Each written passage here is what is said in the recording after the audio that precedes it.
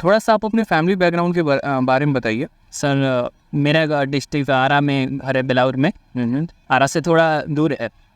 और मैं 2 भाई बहन हैं, 2 भाई 2 बहन हैं हम लोग। मैं घर में सबसे छोटा हूँ। मेरे पापा फार्मर हैं और मम्मी हाउसवाइफ है, और भैया प्राइवेट जॉब करते हैं। और हाउसवाइफ है और भैया प्राइवेट जॉब करते हैं, और बाकी सबकी शादी हो चुकी है और मेरी भी हो चुकी है। तो बिट्टू, ये सरकारी नौकरी का जो ये सफ़र है, मतलब आपके मन में कब से खोटा है? कब आपको लगा कि मुझे गवर्नमेंट जॉब में ही जाना है और मुझे एसएससी के माध्यम से ही सिलेक्शन लेना है? जब मैं 10th क्लास में था तो मैं रेडियो वगैरह पे सुनता था, कतार कोचिंग सेंटर का ऐड आता था उसमें एयरफोर्स नेवी के लिए। तो मुझे उस टाइम से था कि मुझे एयरफोर्स नेवी में जाना है। और पर 12th में मार्क्स कम होने की वजह से कभी कॉल लेटर नहीं आया एयरफोर्स नेवी का, तो एग्जाम दे नहीं पाया। तो फिर मैं ऐसे ही जनरल कंपटीशन की तैयारी करने लगा। आरा कोचिंग चला गया मैथ पढ़ने ऐसे ही। और उस टाइम पीरियड में मेरे यूपी पुलिस का एक एग्जाम निकल गया, तो फिर मैं उसके लिए फिजिकल की तैयारी करने लगा। फिर उसके तैयारी के दौरान फिर मेरी आर्मी का भी फिजिकल निकल गया, तो फिर मैं आर्मी का करने लगा। और फिर आर्मी नहीं हो पाया, तो फिर मैं एसएससी के बारे में जाना। फिर मैं एसएससी की तैयारी करने के लिए आरा लोकल कोचिंग सेंटर में जाकर पढ़ने लगा। तो मतलब आप 12वीं के बाद से ही जो है वो डिफेंस एग्जाम्स के माध्यम से आप गवर्नमेंट जॉब में जाना चाह रहे हैं? हाँ सर। तो इसके बारे में जैसा कि आपने कहा करतार कोचिंग करके हैं और भी जगह पे हैं, हाँ, वहाँ से आपको पता चला। तो फिजिकल जब आप सर इंग्लिश में गांव में जब मैं 9th-10th में था, इंग्लिश में शुरू से रुचि रहा है पढ़ने का। तो इंग्लिश का एक सर थे, कोचिंग लेता था उनसे, शुरू बचपन में ही लेता था।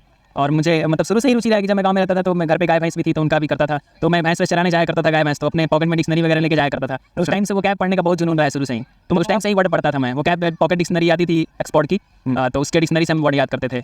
तो भैंस चराते चराते आपने पढ़ाई की है? हाँ, ऐसे जाते थे तो पढ़ लिया। तो मतलब कितने गाय और भैंस से आप हो? मेरे पास एक गाय, एक भैंस और उनके 2 बच्चे थे, चारों को चलाते थे हम। चराते चराते कैसे, मतलब किस क्लास में तब आप थे जब आप पॉकेट डिक्शनरी से याद करे थे? सर 9th में, 9th क्लास में। और डिक्शनरी कौन, वो जो ऑक्सफोर्ड भार्गव पॉकेट डिक्शनरी करके आती है सर। तो उसको मतलब रट रहे थे या कैसे, मतलब लिख के कहीं सर क्या होता है कि सर ट्रांसलेशन बनाते थे, तो उसमें ना बहुत सारे वर्ड होते थे जो कि नहीं आते थे। हिंदी वर्ड जो होते हैं ट्रांसलेशन में तो नहीं आते थे। ऐसे सोचा कि चलो कि नहीं से पूरा डिक्शनरी याद कर जाए।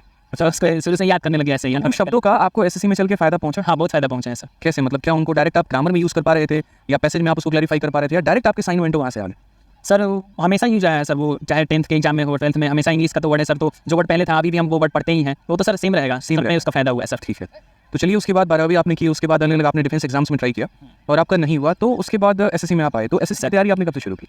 एसएससी का सर देखा जाए तो तैयारी में 2015 जून से किया सर। 2015 जून से। अच्छा, 2015 जून से आपने किया। आरा में कोचिंग था, 1 स्टेप नाम था। अच्छा। हाँ, उसमें हमने एडमिशन लिया जाके। अच्छा। मेरे भैया ने बोला कि जाओ वहाँ पढ़ो, थोड़ा टाइम 1-2 साल लगेगा फिर हो जाएगा। तो फिर मैं वहाँ ज्वाइन किया। अपने क्षेत्र की लोकल कोचिंग से आपने 2015 में तैयारी शुरू? सर। हाँ सर। ठीक है। तो उसके बाद क्या हुआ फिर? उसके बाद सर 1 साल तो गांव से ही अप डाउन किया। 6-7 महीने का कोर्स होता है, तो कोर्स खत्म हो गया, पता लगा कि नहीं इतना में नहीं हो पाएगा, थोड़ा सा और टाइम देना पड़ेगा। तो हमने वहाँ पे कोचिंग में सर थे, एक ब्रजेश सर, जो इंग्लिश पढ़ाते हैं, बहुत अच्छे टीचर हैं। तो सर ने बोला, सर से मैंने बात की, सर मुझे यहीं पे रख लीजिए, मैं यहीं कोचिंग में रहूँगा और यहीं पे पढ़ाई करूँगा, थोड़ा ज़्यादा फोकस रहेगा, थोड़ा सा ज़्यादा हेल्प हो जाएगी आपसे। तो सर ने बोला ठीक है। तो डायरेक्टर सर जो थे उन्होंने बोला कि भाई हम तुम्हें तो रखेंगे, पढ़ाएंगे, पर ऐसे कुछ हमारा भी हेल्प होना चाहिए। हमने ठीक है सर, मेस में जितना मतलब चावल लगता है तो मैं अपने घर से लेके आऊँगा। तो ऐसा हमारा कॉम्बिनेशन बैठ गया, फिर मैं वहीं पे रहा, पढ़ा, फिर सिलेक्शन हो गया मेरा, 1 साल में एमटीएस निकल गया। तो ये कहाँ पर है सर का कोचिंग है? सर आरा में है। आरा में? हाँ, आरा में। तो आप अपने घर से सरगियाँ, चावल और दाल और आटा सब लेकर जाते थे? केवल चावल और थोड़ा सा चावल और 2 थोड़ा सब्जी हो गया, अपनी खेतों की जो हो गई।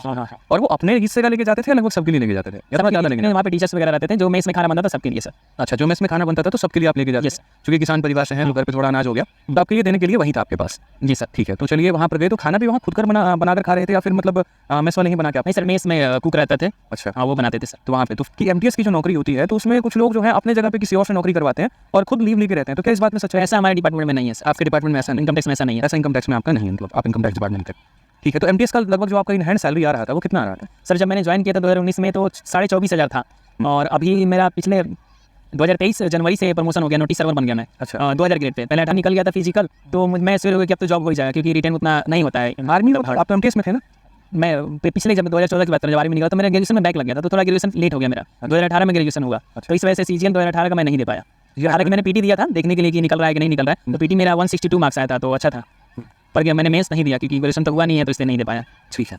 तो उसके बाद फिर नेक्स्ट पेपर आपने सीजीएल का कब दिया था? 2019 वाला सीजन दिया सर। 2019 वाला सीजन दिया था आपने? ठीक है। तो 2019 के सीजन में क्या रहा आपका प्री का स्कोर? सर 2019 में प्री का स्कोर था सर 151 आया था रॉ स्कोर, और नॉर्मलाइज स्कोर 161 था प्री का। अच्छा।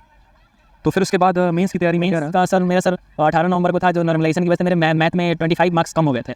अच्छा, 18 नवंबर का वो शिफ्ट अगर आपको बता दें, तो 2019 से ही हम सेलेक्टेड हैं एज एक्साइज इंस्पेक्टर, और भाई 2019 की ही बात कर रहे हैं। तो 2019 में 3 शिफ्ट में पेपर हुए थे, 15 तारीख, 16 तारीख, 18 तारीख, और 18 तारीख का पेपर को इतिहास का सबसे आसान पेपर माना जाता है। उसमें लगभग काफ़ी बच्चों के मैथ्स में 200 नंबर थे, जिसकी वजह से जब नॉर्मलाइजेशन हुआ तो जिन बच्चों के कम नंबर थे उनके नंबर कम हो गए उल्टा। सर ठीक है। तो 25 नंबर आपके कम। मेरा 183 था रॉ मार्क्स मैथ में, और वो घट के 158 हो गया। 158 के करीब में आपका स्कोर हो गया था। ठीक है। फिर उसके बाद जो है तब वहाँ 28 करके 84 आपके हो गए, यानी 90 में 84 मार्क्स आपके थे। Yes sir. ठीक है। सही है, बहुत शानदार। उसके बाद अगर हम बात करते हैं तो रीजनिंग के बारे में, रीजनिंग में आपने कैसे कवर? रीजनिंग का सर जैसे कि मैं शुरू से मॉक से ही, हालांकि जब मैं वन स्टेप में पढ़ता था तो वहाँ रीजनिंग की मैंने क्लास ली तो सारे मतलब पढ़ लिया था सारा वहीं से पढ़ लिया। हाँ, लेकिन फिर उसके बाद क्या होता ना कि इसमें कुछ नए चैप्टर ऐड हुए थे या पहले का जो फॉर्मूला था भूल जाता था, तो मैं यूट्यूब पे सर्च कर लेता था वीडियोस, जैसे प्रोबेबिलिटी वगैरह जुड़ गए थे तो इनका वीडियो में सर्च करके देख लेता था। ठीक है, तो रीजनिंग का आपका कहना है कि आपने मतलब पहले तो अपनी क्लासेस जो कि 2015 में आपने लिया था, तो वहाँ से आपका कंप्लीट हो चुका था पोर्शन है, और बाकी जो है यूट्यूब के वीडियोस अलग अलग जो है देखकर आपने अपने आप को बेहतर किया। एक बच्चों के अंदर ये मिथ आता है, आजकल के कुछ मैंने वीडियोस देखे हैं जहाँ पर कुछ टॉपर ये सजेस्ट कर देते हैं बच्चों को रीजनिंग सुधारना है तो आप जो है यहाँ पर सिर्फ मॉक दीजिए, तो क्या वो कहाँ तक सही है, वो बात किस हद तक सही है? मॉक हाँ सही है, लेकिन एक्चुअली क्या होता है जब आप मॉक तो दे रहे हैं, फिर जो कॉन्सेप्ट की बात आती है उसको आप कहीं लिखिए, फिर उसको रिवीजन कीजिए। रिवीजन क्योंकि ऐसा लगता है कि चलो एक बार पढ़ लिया हो गया, लेकिन फिर बाद में 15-20 दिन बाद आप भूल जाते हैं। भूल जाते तो मैं क्या करता था कि जो भी रीजनिंग का कॉन्सेप्ट था, मैथ का, इंग्लिश का, जीके जीएस का मेरा, तो मैं उनका एक कॉपी बनाया था, मतलब आप नोट्स बनाया था हाँ, और उन सबको बार बार रिवीजन करता था। सैटरडे संडे की ऑफ रहता तो घर पे रहते थे तो उनका रिवीजन कर लेते थे। तो ये बताइए कि बच्चे को नोट्स बनाना चाहिए या नहीं? सर नोट्स बनाना चाहिए, नोट्स बनाने का सही तरीका क्या है? सही पॉइंट टू पॉइंट सर, जो चीज़ें कॉन्सेप्ट आपको नहीं आता है, भूल जाता है, उसी चीज़ को केवल नोट करिए, उसी चीज़ को नोट करें।